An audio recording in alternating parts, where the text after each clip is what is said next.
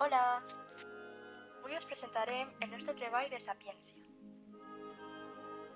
A continuació, donarem pas al títol.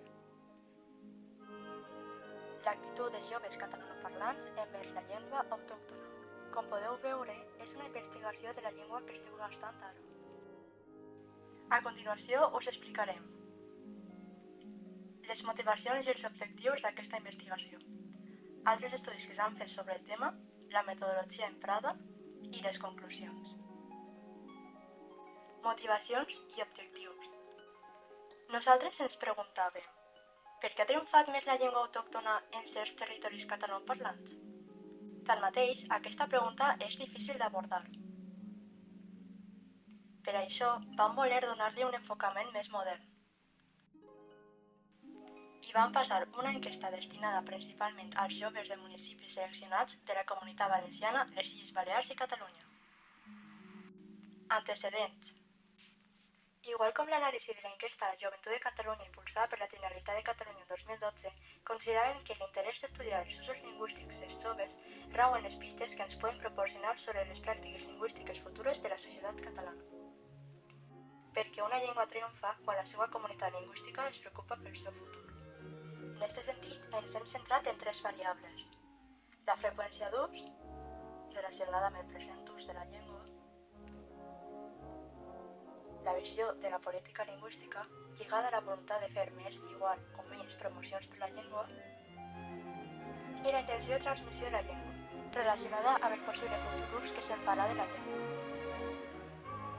A més, hi ha una altra variable a banda d'aquestes que també hem tractat amb intensitat. És la tria de la llengua en l'enquesta, ja que ens pot donar informació real de l'ús que se'n fa de la llengua. Metodologia.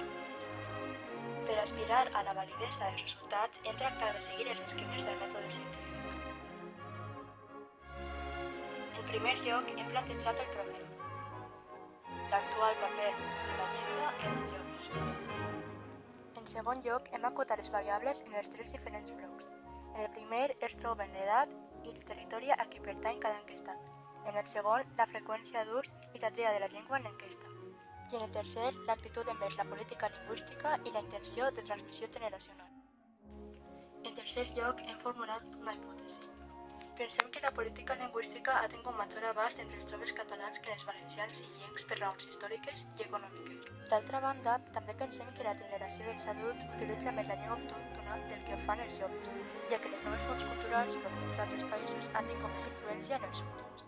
Pel que fa al disseny, com ja hem dit, hem elaborat i compartit una enquesta principalment destinada als joves d'un municipi de Camp de Túria, de la Comunitat Valenciana, dels Pobles, de les Balears i de les Franqueses del Vallès a Catalunya. En primer lloc, tenim una mostra desproporcionada quantitativament. Després, la mostra no és probabilística.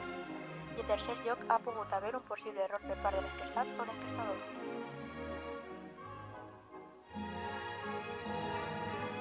Continuant amb el mètode científic, pel que fa a l'anàlisi, hem creuat les variables independents amb les dependents i hem comprovat si les tendències eren favorables a mantindre el patrimoni lingüístic. Conclusions. Hem trobat que no hi ha tanta diferència entre les comunitats com ho ha hagut entre les generacions, ja que les dades pareixen que ara els joves utilitzen més la llengua catalana que els adults, de la qual cosa es desprèn que les polítiques lingüístiques han sigut inefectives. A més, dins del col·lectiu de joves han sigut els illencs els qui més han fet servir la llengua autònoma per respondre a l'enquesta, però també ha sigut aquest grup qui de mitjana veu excessiva la promoció lingüística. Adeu!